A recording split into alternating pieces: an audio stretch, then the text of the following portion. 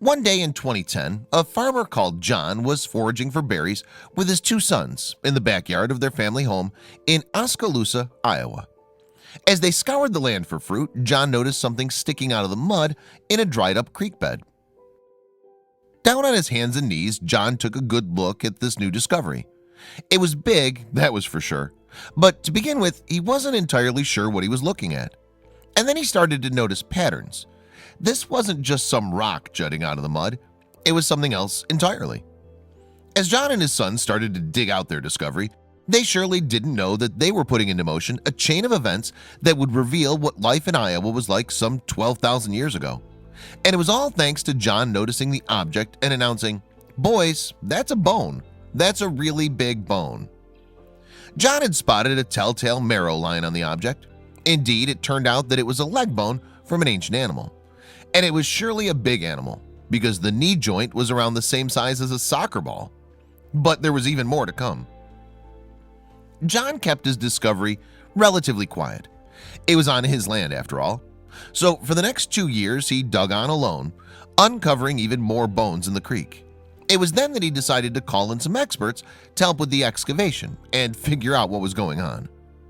By the time John called in the University of Iowa Museum of Natural History, he'd already dug up almost 20 different bones. He had ribs, he had phalanges, and he had vertebrae, and they all belonged to one of the most intriguing creatures that's ever walked the earth. While looking for berries, John had inadvertently discovered the remains of a woolly mammoth. In fact, he'd done a lot more than that. He'd found one of the biggest treasure troves of mammoth bones that the region had ever seen. In 2012, the archaeological dig started in earnest. What had begun as a family project became something much bigger. Over the next few years, hundreds of volunteers would carefully dig in John's land. And while the first discovery was impressive, by the end of their time there, they'd uncover something even more epic. In fact, by 2015, bones from 3 different mammoths have been found. While none of the skeletons are complete, it still remains one of the most important discoveries of Ice Age bones in Iowa. And it gives an intriguing glimpse, not just into the lives of the mammoths, but of the entire region. Initially, researchers thought that the creatures discovered were Columbian mammoths. These creatures roamed most of what we now call the United States. And while finding such an abundance of bones would be rare, the chances were they'd belong to this species.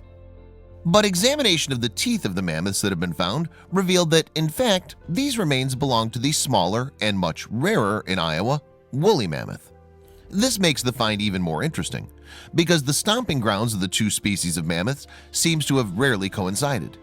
That means John's discovery could shed light on more than was first expected. But it's not just the number of bones discovered that make this find so important. It's that they belong to so many different mammoths, and that both large and small bones have been discovered together. It allows archaeologists to paint a detailed picture of the time the mammoths were alive.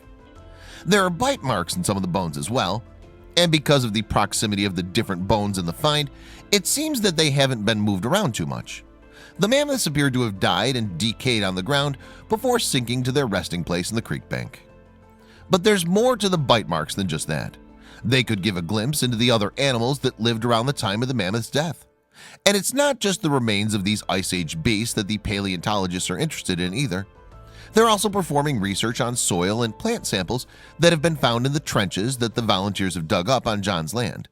This will allow them to build a bigger picture of the way the mammoths lived, which in some ways is far more important than figuring out how they died. For John, though, there are plenty of questions that remain. One of which is, what's he going to do with all the bones that have been discovered on his property? He currently has a variety of different mammoth bones just lying around his house. Talking to ABC News, he suggested that when the digging is done, he might need to add another room to his house, a place where he can try his best at putting the different mammoths back together again. Nevertheless, he admitted that he's still not entirely sure about the best way to proceed. For the university, though, the research doesn't stop once the bones have been excavated. While John has to ponder what to do with his property, there's a lot more work to be done elsewhere. That's to make sure every piece of information possible is extracted from the literally mammoth find. There are a number of tests the university can run. These include looking at the oxygen, carbon, and nitrogen isotopes contained in the bones.